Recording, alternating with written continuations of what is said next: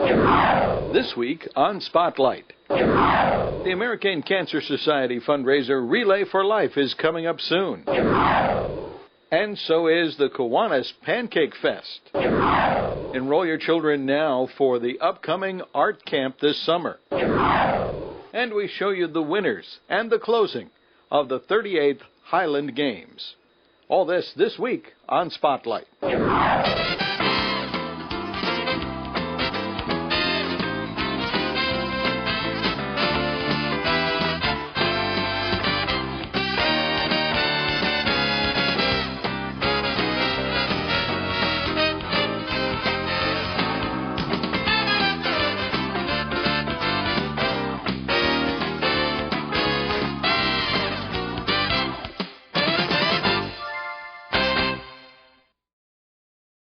There are a few things in this country and around the world that take way too many lives. One of them is automobile accidents. We all know that, and that's largely the fault of drivers. But disease-wise, cancer is a major killer worldwide. The American Cancer Society each year raises money with the Relay for Life, which is usually like a 24-hour walkathon that people collect pledges and raise money for the effort against cancer. Christine Incorvia is the co-chairman of the Relay for Life Committee in Dunedin. And Christine, tell us a little bit about the event that's happening here on the football practice field. Okay, the event will be started Friday evening at 6 o'clock on April 23rd. One of the reasons that Dunedin is such a great place to live, work, and play is because of the efforts of its citizens and the input they have into the services our city government provides. We've built new facilities and offered new recreational activities, lowered taxes, and improved city services because of the strong counsel and commitment of those who serve on our 31 advisory committees. Some of these groups have been around for decades, like the Mobile Home Park Committee, which claims birth in 1925. Our newest advisors are on the Youth Advisory Committee, which started exploring ways to improve youth services in 2003. Today, we focus on just one of those 31 advisory groups. The Public Relations Advisory Committee is celebrating 25 years of service to Dunedin this year. They began in 1982 and are the group whose efforts have encouraged new and better communications media to inform citizens. You're watching one of those media right now, Dunedin 15 TV. But government TV in Dunedin goes back over 25 years, with a cablecast of City Commission meetings that started in 1978. This show, Spotlight on Dunedin, began as Focus on Dunedin in 1983. Its creator and host and a founding member of the PRAC is Gus Cooper, who shares his insights of his 25-plus-year journey on the Dunedin communications path. Back in when I first came here, And welcome back to Good Day Tampa Bay. We continue here on Main Street in Dunedin. We're having a swell time. We've got a huge crowd here today.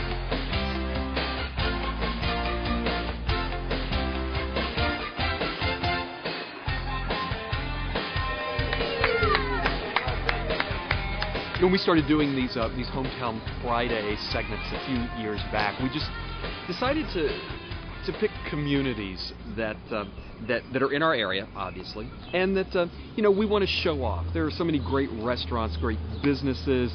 There are museums, all kinds of things that we've tried over the years on Good Day to show off, but you can't show everything off. And Dunedin was always one of the places that we wanted to do. And the funny thing about it is when we sat down and we started saying, okay, we're going to do Dunedin, and then we went, oh my Lord, we have way too much to do there. Let's check in with Ann. Ann, what you up to now? Well, good morning, Teresa. Martin.flv Dunedin is celebrating National Nurses Week, and two of the nurses at the hospital are here to tell us about the Nightingale Relay.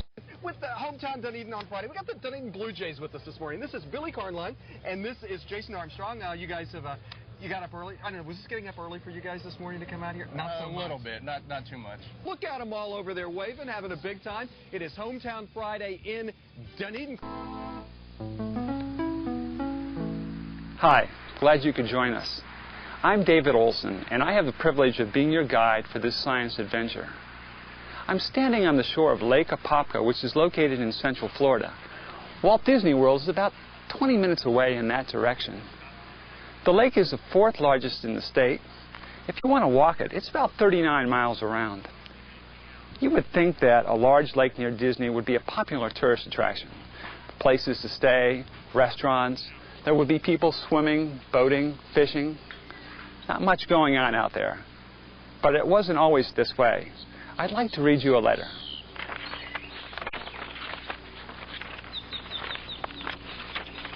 Dear students, my name is Hilda Moore. I am 80 years old and have lived on Lake Apopka for nearly 70 years. When I was young, my brothers and sisters would swim in the clear water nearly every day. My father caught fish on the lake to help feed us. People would come from all around the world to boat and experience some of the best fishing in Florida.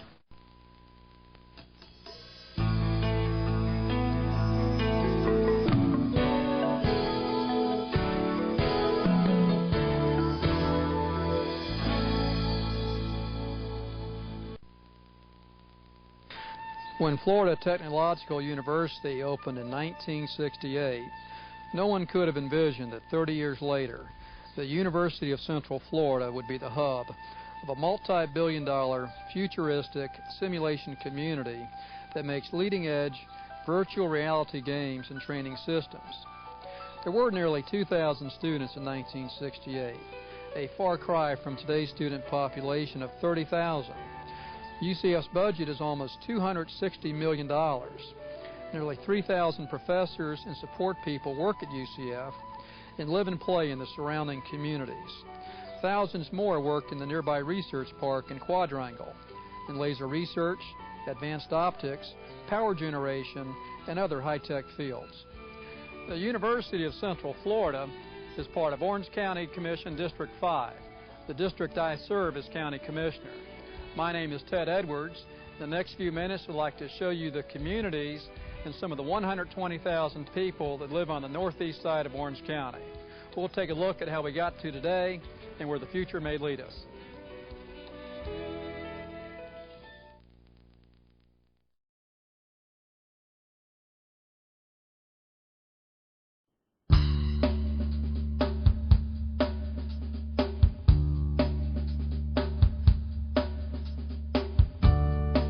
Back about 500 years ago, when the first European settlers began to arrive in Florida, they found a swampy, marshy land with abundant wildlife and hospitable weather.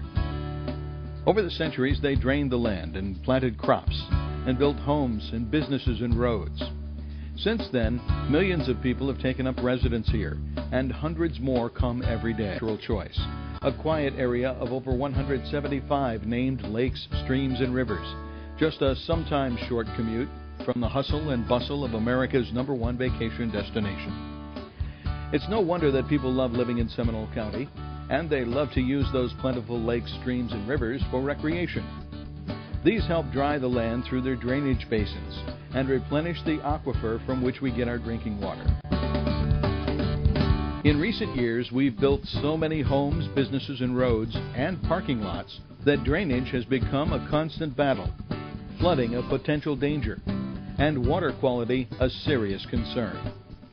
Old drainage canals, largely ignored since shortly after they were built in the 1920s, are again important to the new developments that have sprung up around them. A good heavy rain or a hurricane-driven deluge threatens our homes with flooding and our precious water playgrounds with pollution.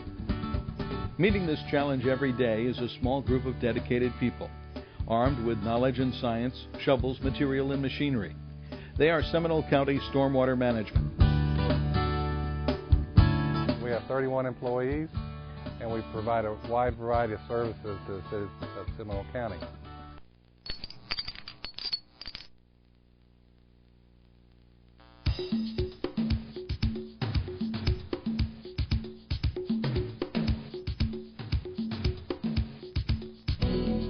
Concept to completion, the Video Production Center meets your professional video needs. Whether it's a product demo, corporate image video, how-to program, training seminar, or a commercial presentation, VPC can make it happen.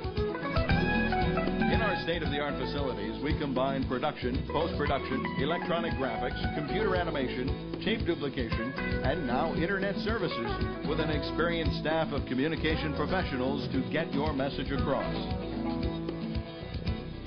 From Winter Springs, a few minutes north of Orlando, the Video Production Center has been serving the professional video needs of Central Florida for 12 years.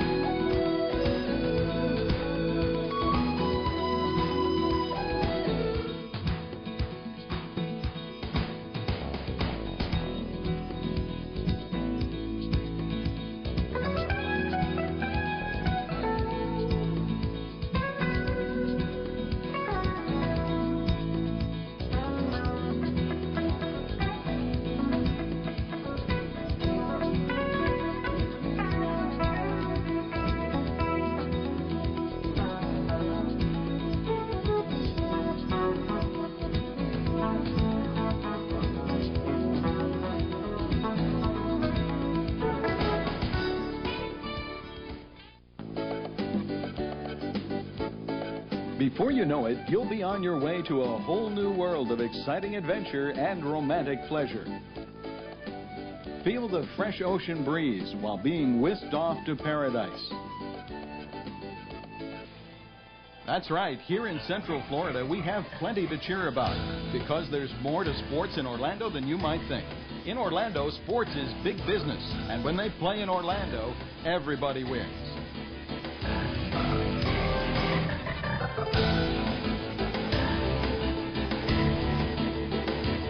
No, we're not just talking about professional sports, although professional teams like the Orlando Magic, Orlando Predators, and Orlando Cubs are certainly big business.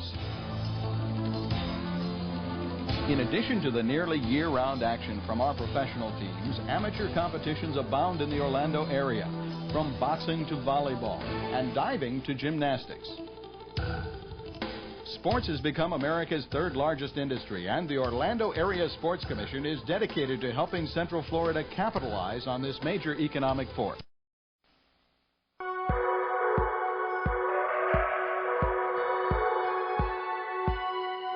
The lifting industry is constantly evolving. New equipment, rules, and standards place new demands on operators and management every year. Where do you find the experts, the answers, the common experiences that will help make your job safer and more productive?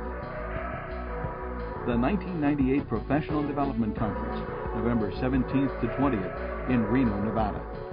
This time I brought about 3 people with me from my facility because the first conference was so good and we benefited so much from it. Leading the crane safety industry into the 21st century, North American Crane Bureau presents Mobile Crane Communications.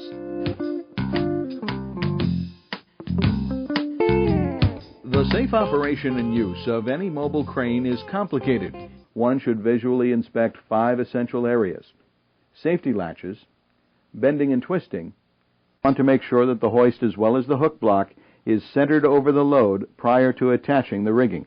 When using hand signals, the signal person is responsible for maintaining an unobstructed view of the work to be accomplished, maintaining a position which is in direct line of sight of the crane operator. Let's look at their proper presentation and intended meaning. To hoist the load, make the following motions. With your forearm vertical and forefinger pointing up, move your hand in a small horizontal circle.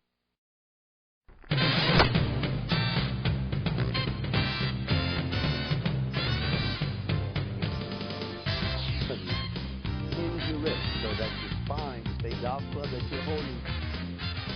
You got a putter